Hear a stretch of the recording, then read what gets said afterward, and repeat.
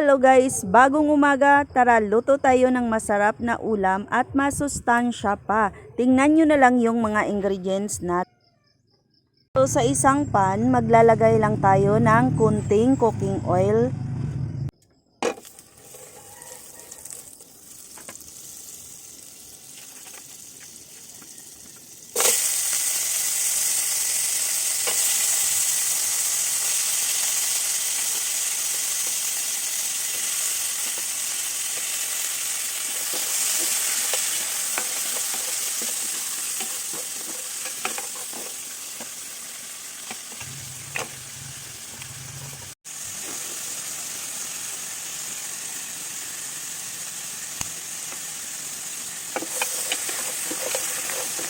And then, sit aside na natin ang ating seafoods.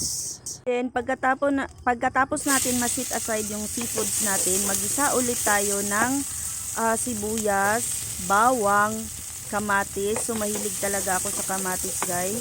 So, nasa inyo pa rin kung lagyan nyo ng kamatis ang iyong gulay. So, ayan na.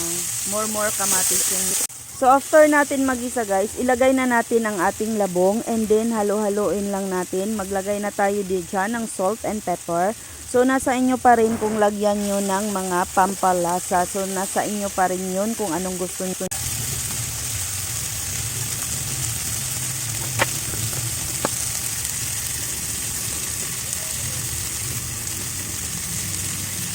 Huwag nyo napansinin yung gata natin kasi gagagaling lang yan sa fridge. Siya nga pala guys, pag ang gata nyo galing sa fridge, hindi siya ganun kasarap, promise. Ayan, nilalagay ko na yung unang gata natin na nasa fridge din. Kaya ganyan yung maitsura niya. Kasi kahapon ko pa sila ginawa. And then may ginawa ko kahapon kaya hindi ako nakapag video ng gulay ko. So, nalagay na natin ang ating unang gata. Isunod ko naman ang saluyot. More saluyot tayo ngayon guys. More saluyot, more fun. So, masarap siya pag maraming gulay.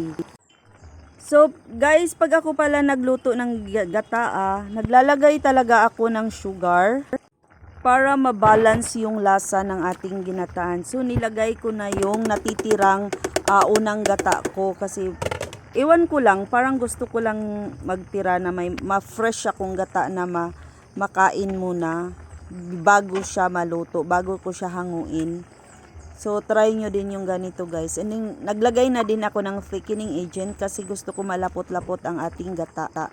And naglalagay din ako ng konting vinegar. So, wag nyo nang haluin para maluto yung vinegar. And then, yung pinakahuli is ilalagay na natin ang ating mixed seafoods na sinit aside natin kanina, and then haluin lang natin ng konti and then matitikman na natin ang ating pinakamasarap na ginataan.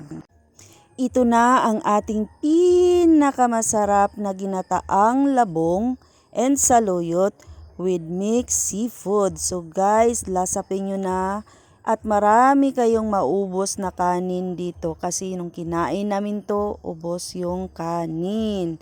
So guys, ito na yun. Lasapin nyo na.